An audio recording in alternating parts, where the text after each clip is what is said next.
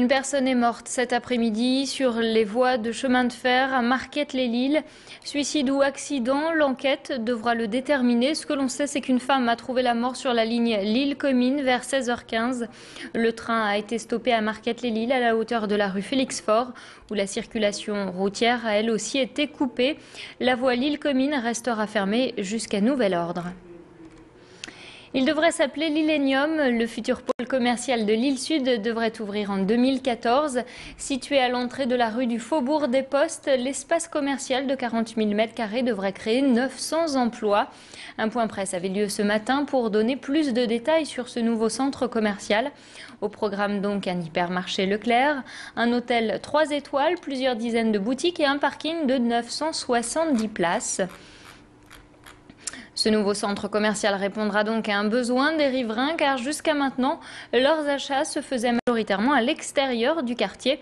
C'est ce que nous explique Jules-Édouard Leclerc devant l'objectif de Macha Grunessen. Il y avait beaucoup d'exode commercial et 90% d'exode commercial pour aller chez nos collègues et néanmoins concurrents Auchan et Carrefour au nord et à l'est.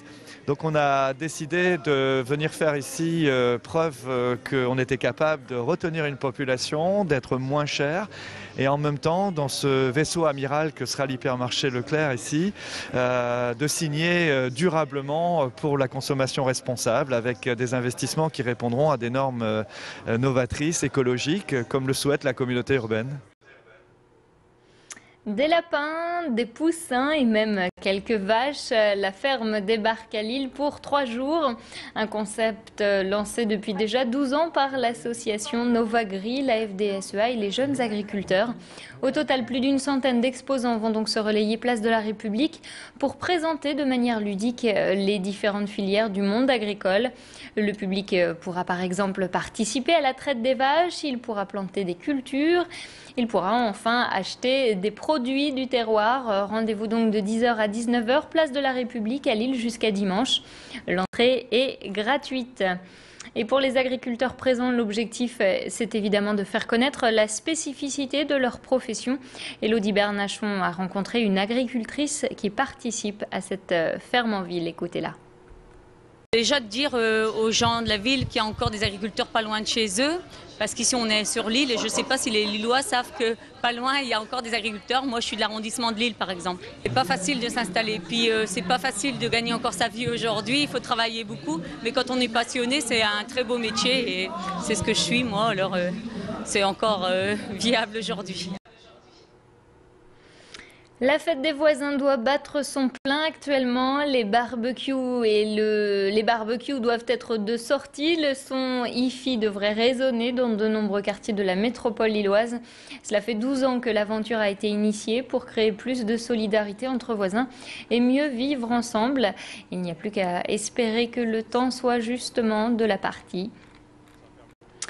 Une manifestation a eu lieu ce matin devant les grilles de la prison de Sequedin. Les surveillants se sont rassemblés avant le début de leur service en soutien à l'un de leurs collègues.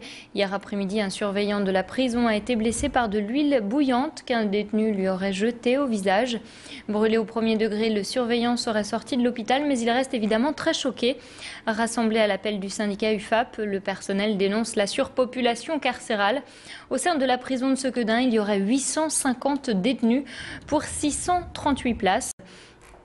En retour sur l'action de ce matin avec ce syndicaliste de l'UFAP-UNSA. Ça fait déjà un petit moment qu'on dénonce cette situation, une surpopulation pénale qui ne cesse de s'accroître. On n'a pas le droit de grève, donc ça peut arriver que les surveillants bloquent les établissements pénitentiaires. Ça se fait toujours sur le temps de repos ou le temps de congé. On est sous statut spécial comme la police ou l'armée, donc on n'a pas le droit de grève. Là aujourd'hui, c'était un rassemblement pacifiste où on ne revendique pas grand-chose, c'est juste pour montrer notre colère et apporter notre soutien aux collègues.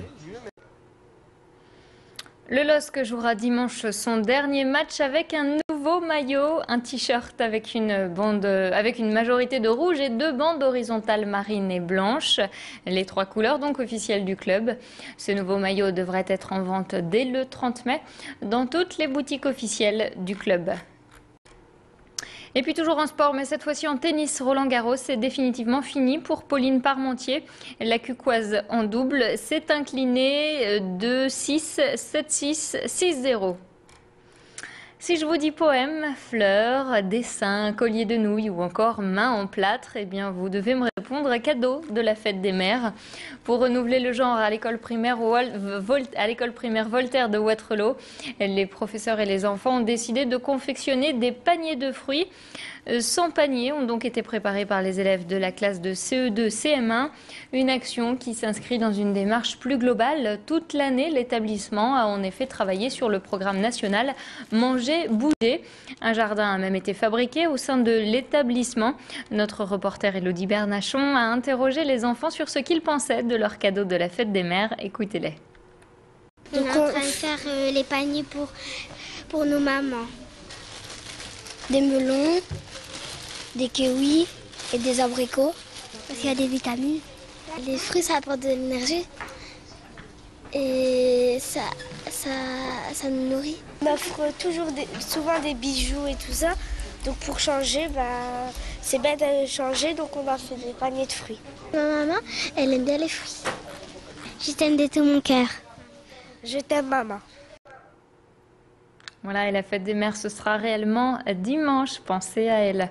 C'est la fin de ce flash. Merci de l'avoir suivi. On se retrouve dans un court instant pour faire le point sur la météo des prochains jours. Et puis, nous ferons ensuite le point sur vos conditions de circulation, toujours en direct sur Grand Lille TV. Très bonne soirée à vous.